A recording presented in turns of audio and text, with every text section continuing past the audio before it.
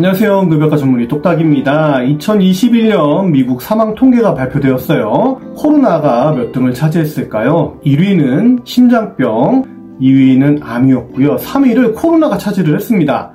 심장병이 69만 명, 암이 60만 명 사망을 했고요. 코로나 연관 사망이 46만 명이라고 해요. 델타와 오미크론 파동 때문에 전염병으로 인한 사망자가 전년도에 10.4%에서 13.3%로 상승을 했다고 합니다. 그럼 우리나라는 어떨까요? 사망 통계에 대해서 정책 브리핑을 확인을 했는데요.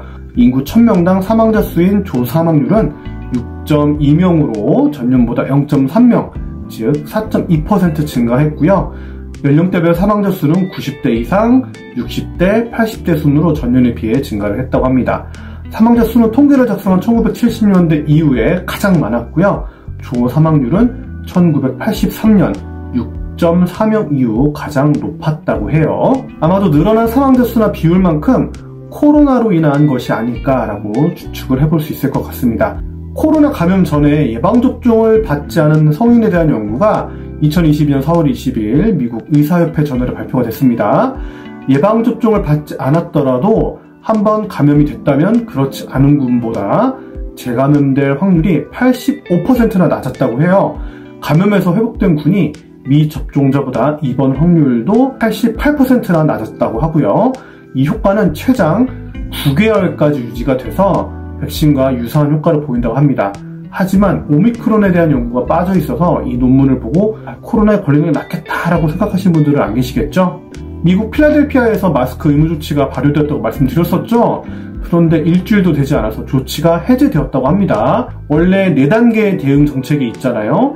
감염자 수, 그리고 입원율을 근거로 하는데 그 수치가 줄어들었기 때문이라고 합니다. 조치는 마스크 의무 조치에서 강력 권장으로 변경된다고 하는데요. 마스크 의무 조치 발효가 며칠 되지 않은 시점에서 갑자기 변경된 이유가 궁금합니다. 몇 가지 뉴스를 확인해 보니까요. 몇몇 사업체에서 소송 이야기가 나왔나 봐요. 우리나라도 앞으로 마스크 의무 조치 해제나 거리두기 조치가 발표된다면 이런 일들 벌어지지 않을까 싶습니다. 최근에 오미크론 설문조사를 똑딱이 응급실 이야기에서 진행을 했었죠. 2,400명이 넘는 분들이 설문에 참여를 해주셨습니다. 감사합니다. 이 조사에서는요, 오미크론 감염된 분들께 증상이 남아있는지 여부를 여쭙었는데 증상이 많이 남아있다가 17%였고 증상이 조금 남아있거나 괜찮다는 분들이 83%였습니다. 대략 오미크론에 감염된 10명 중 2명은 후유증이 많이 남아있다라고 생각을 할 수 있겠어요. 댓글에는 어떤 증상이 많이 남아있는지 적어달라고 부탁을 드렸었는데요. 총 44분이 적어주셨어요. 적어주신 증상 중에서는 기침이 가장 많았고요. 가래, 피로감도 많이 적어주신 증상이었습니다. 마지막으로 비타민C 메가도즈에 대해서 여쭤봐 주신 분이 계셨는데요. 보통 1g 이상, 즉 1000mg 이상 섭취하는 것을 메가도즈라고 하거든요. 비타500 2병 혹은 레모나 2봉지가 1g 비타민C가 들어있어요. 10g의 비타민C를 진행성 암 환자에게 사용한 후 효과를 봤다는 논문을 발표한 라이너스 폴링이라는 분이 계셨죠. 노벨 화학상 수상자이기도 한데요. 이 논문은 연구 설계가 부실하다는 비판을 받고 검증 연구를 메이오 클리닉에서 3번 시행을 했습니다. 이 3회의 검증 연구에서 메가도즈가 암 환자의 생존에 큰 영향을 주지 않는다라고 결론을 지었죠.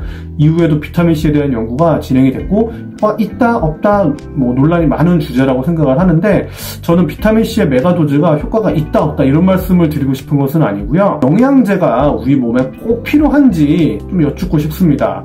현대인들은 영양 부족 시대에 살고 있을까요? 아니면 영양 과잉 시대에 살고 있을까요? 기름진 식단이나 고기 위주의 식단으로 채소나 과일 섭취가 적어서 비타민이나 필수 미량 영양소가 부족할 수는 있어요. 아예 없다고는 생각하진 않습니다. 그런데 하루에 영양제를 몇 알에서 수십 알 드시는 분들 방송을 통해서 접하게 되는데요. 종류를 보면 비타민, 셀레늄, 아연, 단백질, 프로바이오틱스, 루테인, 글루코사민 등등등등 열거하기도 힘든데 이런 분들을 보면서 이런 생각이 듭니다. 영양제라고 하는 건 부족한 부분을 채우는 것일 텐데 식단을 정상으로 한다면 저렇게 한 움큼씩 안 먹어도 되는 거 아니냐라고요. 식단에서 부족한 부분을 영양제로 보충하는 건 이해할 수가 있는데 수십 알씩 드시는 분들이라면은 본인의 식단 조절이 우선 아닐까요? 식단에 심각한 문제가 있는 건 아닌가 생각을 하게 됩니다. 마치 주객이 전도된 느낌을 받습니다. 세계보건기구에서는요, 하루에 성인에게 비타민C를 90mg을 추천을 하거든요.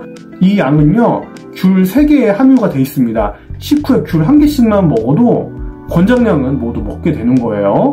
비타민 함유를 높이는 식단으로 변경할 수는 없는 걸까요? 프로바이오틱스를 먹기 전에 우유나 요거트로 대체할 수는 없을까요?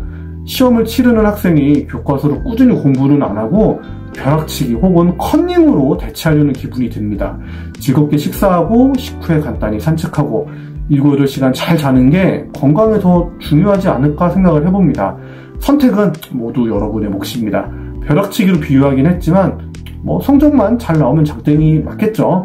그런데 그것이 건강의 정도냐 라는 것은 저는 잘 모르겠네요. 건강하세요. 똑딱이었습니다.